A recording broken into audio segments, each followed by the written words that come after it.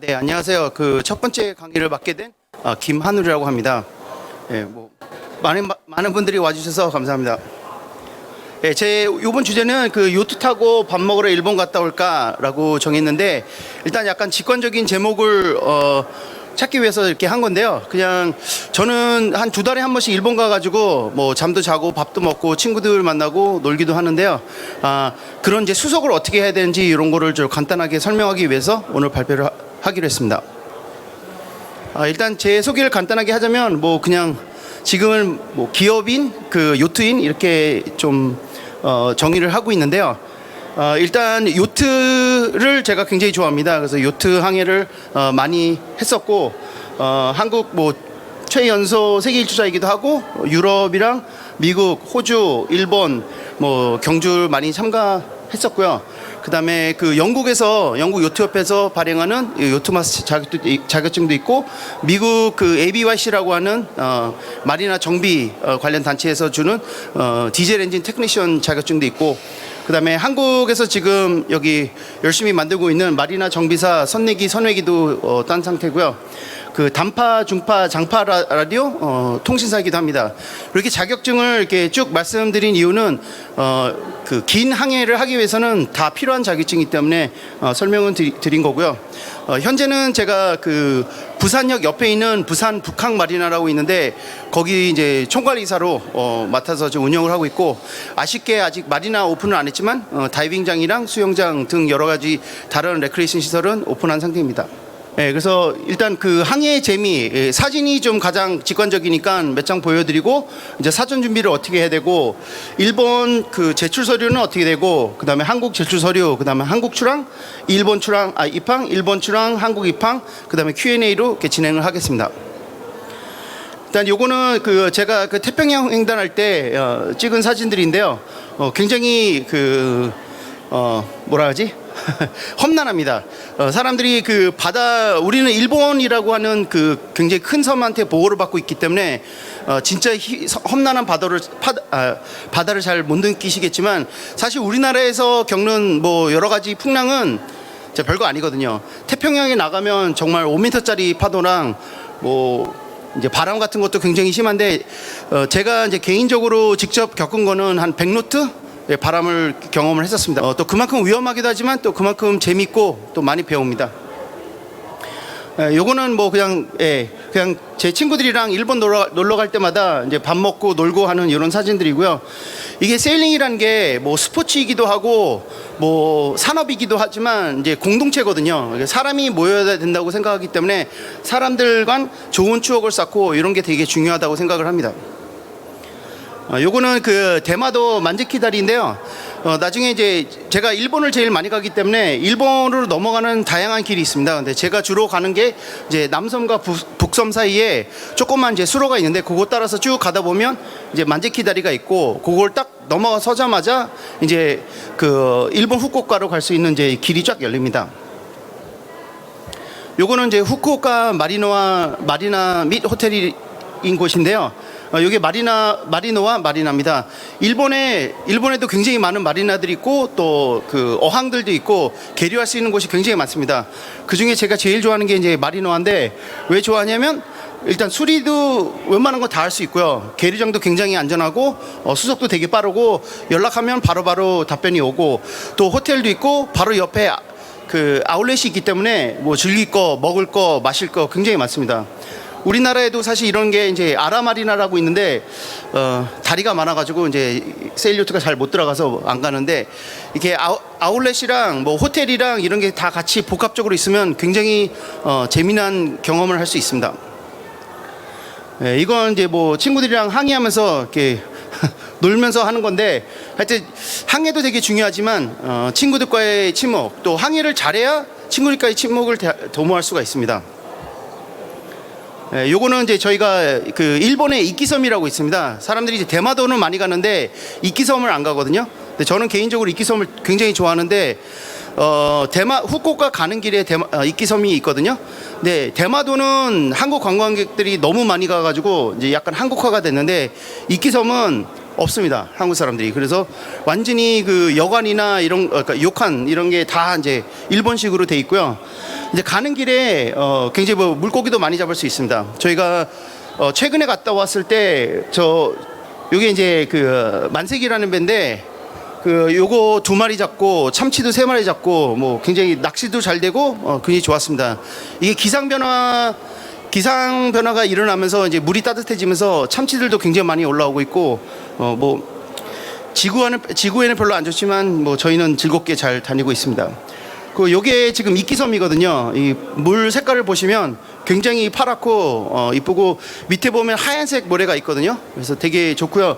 이게 수심이 한 5m, 7m 정도밖에 안 돼요. 그래서 앵커하기도 되게 편하고 앵커 들어가는 것도 다 보이고 또 들어가서 수영해서 바닥도 찍고 뭐 굉장히 재밌습니다. 그래서 저희는 이제 이런 이제 뭐 레저 기구들 많이 갖고 가서 같이 놀고 여기 보면 해변가들이 있거든요. 예, 이런 데도 놀러 가서 들어가서 이제 사람들이랑도 얘기하고 이렇게 할 수 있고요. 이런 식으로 이제 물에 떠서 조류가 좀 있어서 뭐 재밌게 좀 놀 수 있습니다. 그래서 이런 재미있는 항해 생활을 할 수 있다 이런 거를 말씀드리고 싶었고요. 저희는 보통 야간 세일링을 하거든요. 그래서 제가 이제 사진이 잘 안 나와서 못 넣었는데 이제 별을 보면서 갈 수 있고 굉장히 아름다운 추억을 많이 쌓을 수 있습니다. 요거는 이제 저희 일본 가서 식사하는 건데 이 이끼섬이에요. 말씀드린 대로 이끼섬은 아직 굉장히 그 전통적인 일본 게 많아가지고 이런 식으로 식사 이렇게 딱 맞춰서 나오고 뭐 단체 식사도 할 수 있고 뭐 되게 재밌고요. 생각 외로 이거는 후쿠오카인데 후쿠오카에서 그 일본인들이 한국인들 굉장히 좋아하더라고요. 그래서 되게 일본 현지인들과도 되게 좋은 추억도 많이 쌓았고요. 요건 이제 낚시하는 겁니다. 그래서 저도 몰랐는데 이렇게 참치들이 종류가 굉장히 많더라고요. 그래서 이거 뭐 큰 참치는 아니고 새끼들인데 이런 식으로 해서 잡아서 반을 회쳐 먹고 반을 그 안에 내장을 빼내서 냉동시켜 가지고 뭐 나중에 먹었습니다. 이런 이제 낭만스러운 것도 있고요. 제가 이제 일본 가는 거, 후쿠오카 가는 걸 되게 좋아하는 게 대마도는 세일링으로 하면 한 8시간, 이제 파워요트로 가면 한 3시간이면 가는데 그러니까 야간을 볼 수가 없어요. 근데 후쿠오카는 한 120일이 되기 때문에 무조건 야간 항해를 해야 되거든요. 야간 항해를 하게 되면 그 나름대로 굉장히 매력 있고 이런 이제 일몰 또 일출 이런 것도 볼 수 있어서 너무 좋습니다. 그리고 또 이건 되게 중요한 건데 저희가 이제 사랑하는 바다가 지금 굉장히 고난을 겪고 있어요. 이제 해양 쓰레기가 너무 많아가지고 그래서 저랑 같이 이제 항해하는 분들은 늘 이제 해양 쓰레기 청소를 좀 앞장서고 있는데요. 요거는 사실 요트 대회에 참가할 때마다 이제 한 건데 이제 투어 할 때도 좀 하고 싶지만 여건이 좀 안 돼서 가면서 뭐 이상한 쓰레기 같은 거 발견하면 줍고 뭐 그런 활동만 좀 하고 있습니다. 이게 저희가 이제 주로 쓰는 요트들인데요. 뭐 친구 요트도 있고 저희 요트도 있고 이런 식으로 요트를 끌고 가면 됩니다. 요거는 지금 대마도 이사할에 정박한 데인데요. 이런 식으로 정박할 장소도 잘 알아놓는 것이 굉장히 중요합니다. 그래서 이제 본격적으로 말씀을 드리자면 일단 사전 준비가 되게 중요합니다. 사전 준비를 안 하면 굉장히 문제를 많이 봉착할 수 있기 때문에 일단 목적지랑 대략적인 항로를 정해야 됩니다. 어디서 출발할 건지, 뭐 부산에서 출발할 건지, 통영에서 출발할 건지, 여수에서 출발할 건지. 우리나라에서 출발할 수 있는 데가 많지 않아요. 왜냐하면 그 거점형 마리나만 CIQ가 되거든요. 그래서 CIQ가 되는 곳에서 출발하든지 아니면 그 근처에서 출발해야 됩니다. 저는 주로 저희 배도 그렇고 그 친구 배도 있고 다 부산에 있기 때문에 이제 수영만 해서 출발을 많이 하거든요. 그 이제 부산 그 출입국 사무소, 검역 사무소, 세관에다가 다 연락을 해서 준비를 해야 됩니다. 그래서 일단 목적지 어디서 출발할 거냐, 도착지 어디로 도착할 거냐, 그다음에 대략적인 항로를 짜야 돼요. 대략적인 항로를 짜는 이유는 시간을 봐야 돼요. 얼마나 걸릴 건지. 그래서 그거를 어느 정도 정한 다음에 목적지에 대한 조사를 해야 됩니다. 목적지가 뭐 지금은 저희가 일본이 제일 가깝기 때문에 일본에 대한 조사를 많이 하지만 나중에 이제 러시아나 중국이나 아니면 저기 뭐 필리핀 갈 때도 똑같은 방법입니다. 비자는 어떻게 할 건지, CIQ, 연락처, 출입항 시간, 숙소, 식자재기, 물, 연료 이런 거를 다 조사를 해야 돼요. 그래서 요 항로가 되게 중요하고 시간이 되게 중요한 게 내가 얼마 정도 가야 된다는 거를 알아야 그에 따라서 물이랑 연료, 그다음에 뭐 그 식자재 이런 걸 다 구매를 할 수 있기 때문에 되게 중요하고요. 연료는 사실 세일 요트는 아주 중요하진 않아요. 뭐 어차피 세일링을 할 거니까. 근데 항상 비상 상황이 있기 때문에 연료도 충분히 갖고 가는 게 되게 중요하고요.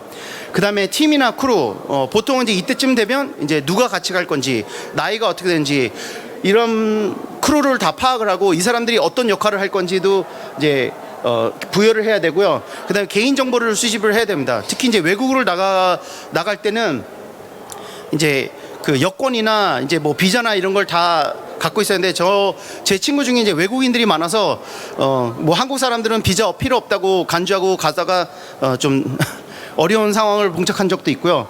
하여튼 그 비자 이런 거 굉장히 중요합니다. 우리나라가 특히 이 CIQ 그 세관 커스텀스 이미그레이션 쿼런틴인데 이민국 그다음에 검역이 굉장히 셉니다. 벌금이 막 1,000만 원대예요. 그러니까 이런 거 굉장히 준비 잘 하셔야 되고 제가 몇 개월 전에 그 아는 동생들 일본 보냈다가 밀항을 시킬 뻔했는데 이게 단순한 것 같으면서도 그 시간이 딱딱딱 있고요.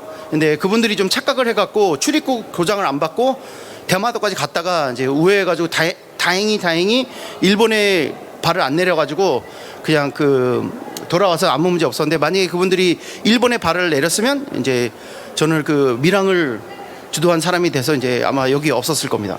그래서 하여튼 이런 식으로 되게 중요한 것들이고요. 그 다음에 필요한 예약 같은 거 해야 됩니다. 말이나 계류, 숙소 이런 거를 미리미리 다 해야 돼요. 특히 일본 같은 경우는 굉장히 철저하기 때문에 예약이나 이런 거를 조금만 잘못하면 그냥 바로 반려를 시켜버려요.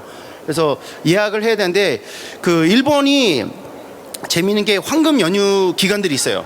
우리는 신경 별로 안 쓰는데 황금 연휴 기간에 딱 걸리면 말이나 자리도 없고 호텔이 거의 2-3배 정도의 가격이 올라가기 때문에 이런 것도 잘 봐야 되고요. 그래서 말이나 계류가 가능한지, 계류 가능할 때 배 크기, 배의 드라프트, 그 다음에 빔 이런 거 다 알려줘야 되고 언제 들어온다 이런 것도 다 알려줘야 되고요. 출입항하는 방법, 거기서 CIQ를 할 수 있는지 아니면 딴 데서 해서 들어와야 되는지 이런 것도 미리 알아봐야 되고 물을 줄 수 있는지, 전기, 그 다음에 식자재를 어디서 구입할지 이런 걸 다 파악을 해야 됩니다. 그 일본에 어떤 마리나 가면 그 슈퍼랑 너무 많이 떨어져 있어서 엄청나게 고생한 적이 있거든요. 그래서 저희가 고생한 다음부터는 그 휴대용 외건을 끌고 다니는데 하여튼 그 위치 이런 것도 되게 중요하고요. 그 다음에 이런 게 다 준비가 되면 이제 좀 세세한 이제 항해 일정을 짜야 됩니다. 출발을 언제 할 건지. 이게 왜 중요하냐면 출입국 사무소랑 그 다음에 검역 이런 분들이 근무하는 시간들이 있거든요. 물론 이제 얘기를 해서 좀 사정을 하면 조금 유들리는 있지만 그런 걸 잘 맞춰줘야 돼요. 아니면 한참 기다려야 돼요. 그래서 출발, 도착, 그 다음부터는 이제 정확한 항로를 짜야 돼요. 그래서 출발하기 직전에는 이제 기상 상황을 파악해가지고 내가 바람이 이렇게 오니까 어느 쪽으로 가야 좀 더 편안하게 아니면 좀 더 빨리 갈 수 있냐 이런 거를 파악할 수 있기 때문에 이런 이제 일정을 잘 짜야 되고요. 그 다음에 출발하기 전에는 이제 모든 거 안전장비 다 있는지, 물 충분히 있는지, 식자재, 요트 전체적인 검사를 다 해야 돼요. 엔진에서부터 뭐 벨트, 이제 저기 보시면 그 경기해양레저인력양성센터라고 있는데 거기 가시면 이제 자가정비 아니면 뭐 응급처치 이런 교육들이 있는데 자가정비 이런 거 철저하게 해야 됩니다. 나중에 나가서 문제 생기면 굉장히 곤란한 상황이 발생할 수 있기 때문에 이런 거 철저히 준비하고 그 다음에 서류를 그때부터 제출을 해야 됩니다. 그래서 이런 게 보통 이제 제가 짜는 건데요. 요거는 이제 나비오닉스라고 하는 해도를 통해서 하는 건데 뭐 사실 그 구글이나 이런 데서도 대충 잡을 수 있거든요. 그래서 이게 대략적인 거다. 이거를 보통 이제 럼라인이라고 그러거든요. 럼라인, 직선으로 일단 잡아요. 그래서 어느 정도 거리가 나온다. 그 다음에 이거를 이제 내 배의 평균 속도로 나눠버려요. 그러면 대략적인 시간이 딱 나오거든요. 그래서 이런 걸로 짜는 거고요. 이제 특히 세일요트 같은 경우는 이제 풍상, 풍화 뭐 여러 가지 앵글이 있기 때문에 이렇게 못 가겠죠. 그래서 이렇게 지그재그로 갈 수도 있고 또 바람에 따라서 이거 도저히 만재키 다리는 못 보겠다. 위로 가자. 밑이 훨씬 낫겠다. 이렇게 돌아갈 수도 있고 여러 가지 항로가 나오는데 그런 거를 이제 자세한 항로 짤 때 하는 거고 보통 이제 기상 정보가 6시간마다 업데이트가 되거든요. 그래서 6시간마다 요거를 조금씩 수정하는 겁니다. 그래서 저랑 제 친구들은 보통 갈 때 여기를 타겟으로 쭉 가다가 기상이 바뀌면 이렇게 넘어가던가 아니면 이렇게 돼서 이렇게 넘어가는 경우가 있습니다. 그래서 이런 식으로 이제 일정을 짜는 거예요. 그래서 이게 뭐 일정 짜는 게 우리 뭐 초등학교 때부터 그 뭐 방학 뭐 일정 이렇게 짜잖아요. 이런 걸 좀 짜서 공유를 해야 됩니다. 아니면 서로 이렇게 미스가 있거든요. 특히 보통 한 두세 팀이 같이 가게 되면 이제 이런 일정 몇 시에 어디서 모이고 몇 시에 뭐 하고 이런 거를 서로 정보를 공유하면서 세팅을 해서 가야 되는 겁니다. 요게 좀 복잡한데 사실 일본이 서류는 되게 많아요. 근데 중복적인 게 없어요. 그래서 일본은 한 방에 끝낼 수가 있어요. 그래서 제일 중요한 게 이 pre-arrival form이라는 게 있어요. 이따 제가 보여드릴 건데 이건 도착 전에 일주일 전에 무조건 보내야 돼요. 이거를 해상보안부, 그러니까 그 해경이죠. 일본 해경이랑 그 다음에 하버마스터한테 보내야 돼요. 그래서 그 일본 해경한테 왜 보내냐면 얘네가 이게 보안 때문에 그런 거예요. 우리가 언제 도착할 거고 어디를 갈 거다. 그 다음에 그 항만 하버마스터한테 보낸 이유는 선석을 배정을 해줘야 돼요. 그래서 이 두 개가 안 되면, 그러니까 승낙, 들어올 수 있는 승낙이랑 그 하버마스터의 선석이 배정이 안 되면 못 들어갑니다. 들어갔다가 다시 돌려와야 되는 경우도 있어요. 그 다음에 요거는 좀 긴데 우리나라도 그렇지만 우리나라가 일본 제도를 베꼈기 때문에 또 거의 비슷한데 우리나라도 개항과 불개항이 있는데 불개항을 들어갈 수 있는 허가를 받아야 돼요. 불개항에 들어갈 수 있는 허가를 안 받고 들어가면 벌금 맞아요. 그래서 요걸 먼저 받아야 돼요. 그래서 미리 보내서 내가 이자라는 개항이고 이키섬은 개항이 아니거든요. 그래서 이자라 들어가서 통과한 다음에 이키섬 갈 거다. 그렇게 하면 이제 여기 나와요. 그래서 요거를 이제 신청해서 받으면 되고요. 그 다음에 요게 이제 원래 이제 이게 전 세계적으로 똑같아요. CIQ 서류는 거의 똑같아요. General Declaration, Crew List, Crew Effects, 그다음에 Ship Stores. 요 네 개의 문서는 무조건 다 제출해야 돼요. General Declaration은 우리나라로 따지면 출입항 허가예요. 허가서고 이거는 승선 명부고요. 요거는 이제 그 승선 인원의 휴대폰 목록이고 요거는 배에 무슨 물건이냐 이런 게 다 필요한 이유가 일단 내가 언제를 갔다 언제 거를 전체적으로 이제 보고하는 게 제너럴 디클레레이션이고요. 누구랑 같이 가냐는 크루 리스트고 우리 크루들이 무슨 휴대폰을 갖고 있다. 요런 거는 이제 주로 이제 세관에서 보는 거죠. 그다음에 배에 뭐가 있다. 이런 게 있는데 이런 거를 다 이제 제출을 해야 되고요. 그다음에 동력 수상 레저 등록증이 영문본이 있습니다. 근데 우리나라가 아직도 이제 구청이나 이런 데서 아직 좀 미비해서 이거를 발부하면 한국말로 막 나오는데 무조건 영문이라고 얘기해야 되고 가능하면 배 이름도 영문으로 해달라 그래야 돼요. 제가 이거 갖고 엄청 싸웠는데 하여튼 그 영문 이름이 있어야 이제 외국에 들어갈 때 훨씬 편리합니다. 그 다음에 선박 위생 관리 면제 증명서라는 게 있는데 이거는 검역에서 주는 건데 이게 한글본이랑 이제 영문본에 있어야 되고요. 이거를 있으면 나중에 검역이 되게 편리해져요. 근데 이걸 받기 위해서는 한번 검역에서 와서 이제 검사를 받아야 됩니다. 그 다음에 검역 전 통보 영문본이라고 있는데 이것도 일본에서만 있는 건데 이거는 그 들어가기 전에 뭐 우리 배에 아무런 뭐 이상한 병이 없다 이런 그 증명서입니다. 서식입니다. 요런 게 이제 프리 어라이벌 그 데코레이션 폼인데 요거는 뭐 많이 떠다닙니다. 그 구글 같은 데서 이제 검색하면 금방 나오고요. 그냥 있는 대로 그냥 쫙 쓰면 돼요. 그리고 내가 이거 도저히 모르겠다. 그럼 비워놓고 보내면 얘네가 다시 답변을 옵니다. 이거 왜 안 썼어? 근데 필요 없는 거는 얘네도 안 보거든요. 그래서 정성껏 잘 작성을 하시고 보내시면 되고요. 이런 거 이제 귀찮다. 그러면 이거 대행해주는 회사 굉장히 많아요. 그래서 대행하는 회사 고용해서 하시면 되는데 아마 뭐 한쪽당 뭐 30만 원, 뭐 많게는 뭐 50만 원 달라는 데도 있는데 그거 하시면 되고요.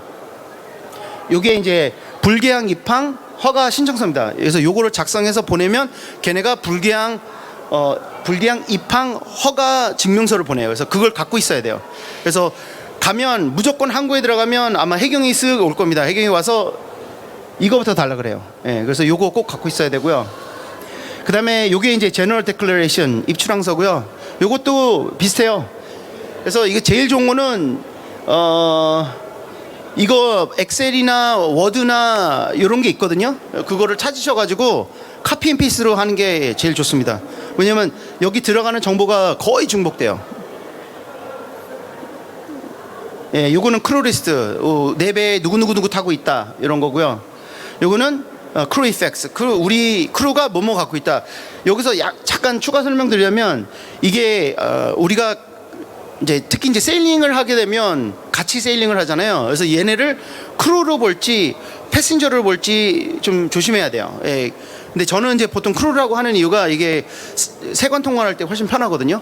근데 한국에서는 패신저로 해야 된다고 막 우기시더라고요. 저번에 부산 출입국 사무소랑 그래서 좀 약간 논쟁을 했는데 어쨌거나 그 크루가 리스트가 있고 패신저 리스트가 있는데 조금 다릅니다. 요거는 shipstore에서 원래는 이제 그 배 안에 창고가 있거든요. 그 창고 안에 뭐가 있냐, 무슨 뭐 특히 이제 주류가 문제가 되겠죠. 세금을 매겨야 되니까 주류나 이런 게 있는데 뭐 그냥 이렇게 있는 거 없는 거 작성하면 되고요. 요것도 나중에 계속 써야 되기 때문에 그냥 그 수정할 수 있는 그 파일을 받아서 쓰는 게 훨씬 좋습니다.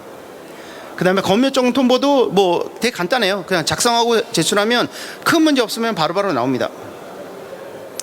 한국 제출 서류가 있는데 이 한국이 아주 그냥 이 문서의 대국인 거이기 때문에 똑같은 선박 그 중복되는 게 되게 많아요. 출입 허가서 뭐 이런 게 있는데 이게 부서별로 다 달라요. 세관, 검역, 그 출입국 사무소가 다 달라요. 그래서 똑같은 문서를 3번이나 써야 돼요.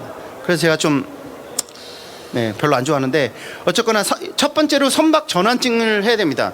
그래서 우리나라에 있는 배들은 다 국내 선박이에요. 이걸 외항선으로 전환을 시켜야 돼요. 이거는 세관이고요.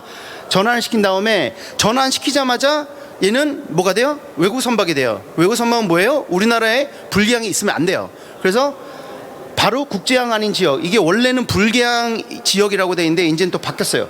국제항 아닌 지역 출입 허가를 받아야 돼요. 바로 받아야 돼요. 아니면 벌금 나와요. 왜냐? 외국 선박이니까. 그래서 이거를 작성해서 해야 되고 동육상 레저 등록증 제출해야 되고 안전검사증을 제출해야 돼요. 이게 세관 1에다가 제출을 해야 돼요. 세관 1은 뭐냐면 물류감식과라는 데요. 여기다 제출하면 되고요. 그 세관 2는 통관 나가는 거를 주관하는데요. 그래서 이쪽에서는 출입 허가서, 승무원 명부, 선용 문부, 아까 제가 말씀드렸던 4가지 서류 있잖아요. CIQ 서류 제출하면 됩니다. 그 다음에 세관 3은 현장에서 누가 나가는지 보는 거예요. 사람 누가 타고 있는지. 제일 중요한 건 유량. 이게 왜 있냐면 원래 이 세관 분들은 큰 배를 하는 사람들이에요. 그래서 막 몇만 톤 싣고 가는 사람들 유량을 체크하기 때문에 한 건데 뭐 어쨌거나 우리 조그만 요트도 항상 확인을 하더라고요. 그래서 와서 유량 확인을 합니다. 그래서 기름 탱크에 얼마 있고 들어올 때 얼마인지를 확인해요.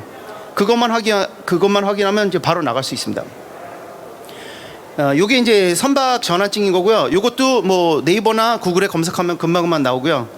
요거는 국제항 아닌 지역 출입 허가서고 요것도 뭐 검색하면 금방 나옵니다. 요거는 출항 허가서인데 요거는 아마 세관 겁니다. 출항 허가서, 세관, 검역, 출입국 사무소 다 달라요. 이거 정확히 찾아가지고 해야 돼요. 제일 좋은 거는 그 법을 찾으면 돼요. 그 law.go.kr 들어가면 뭐 입출항 아니지 그 관세에 관한 무슨 뭐 법령이 있어요. 거기 그 법령 보면 서식 딱 찍으면 쭉 나오거든요. 거기 있는 게 가장 최근 거고 그걸 쓰셔야 됩니다. 그다음에 승무원 명부 이렇게 돼 있는데 이게 굉장히 쓰기가 불편해요. 그래서 저는 그냥 엑셀로 제가 따로 만들어가지고 제출하는데 뭐 큰 뭐 문제는 없더라고요. 이게 원래 이름, 국적 이게 가로로 돼 있어서 쭉 쓰면 아주 편리한데 이렇게 돼 있어가지고 아주 골 때리게 돼 있어요. 선용품 목록 이것도 그냥 이렇게 쭉 쓰면 돼요. 근데 요거를 잘 써야 하는 게 세관에서 아무 문제 안 삼으면 문제가 없는데 나중에 뭐 나는 뭐 양주 한 4병만 있었다고 나갔다가 들어올 때 10병 있으면 바로 세금 맞습니다. 그 다음에 승무원 휴대용품 목록 요것도 뭐 이렇게 작성해서 하시면 되고요. 요것도 작성 잘 하셔야 돼요. 왜냐면 이게 다 세금에 관련 문제이기 때문에 그 공항 들어오실 때 세관에서 물품 검사하잖아요. 똑같은 겁니다. 그래서 그 한국의 질서를 아까는 세관이었고 요게 이제 이민국인데 똑같아요. 출입허가, 승무원 명부, 승무원 휴대폰 목록, 여권 4번, 검역은 출항허가서, 승무원 명부, 선박 보건 상태 신고서 이런 문서를 다 작성을 잘 하셔서 제출하면 됩니다. 똑같은 출항허가서인데 내용은 거의 똑같아요. 근데 부서가 다르기 때문에 요걸로 제대로 해야 됩니다. 승무원 명부 출항하고서요. 이거는 검역이 겁니다. 예, 또 승무원부 선박 복원 상태 신고서. 이게 별건 아니에요. 되게 복잡해 보이는데 결국 그냥 우리 배에 그 감염된 사람 없고 이상한 물건 없고 이상한 동물 없다. 이것만 확인하는 거기 때문에 간단한 거고요. 한국 출항할 때는 처음에 세관이 서류가 제일 많아요. 그래서 일단 세관부터 하시면 돼요. 세관에 이런 거 물류 감식과에 이런 거 쑥 제출하고, 물류 감식 1관에 요거 제출하고, 물류 감식 2관에 요거 제출하고, 그다음에 그 출입국 사무소에 요거 제출하고, 검역에 나갈 때는 아무것도 안 해도 돼요. 그냥 전화 한번 하면 좋아요. 왜냐면 혹시 또 나갔다가 딴 말 할 수 있으니까 그냥 전화해서 우리 나갑니다 그러면 바로 오케이 할 겁니다. 그리고 요게 요거는 부산 기준이에요. 부산은 좀 크기 때문에 이렇게 나눠져 있는데 여수나 뭐 통영이나 이런 데는 합쳐져 있어요. 그래서 먼저 전화해서 물어보시는 게 제일 좋습니다. 일본 입항할 때는 아까 말씀드린 대로 출입 일주일 전에 요 프리-어라이벌 폼을 보내줘야 돼요.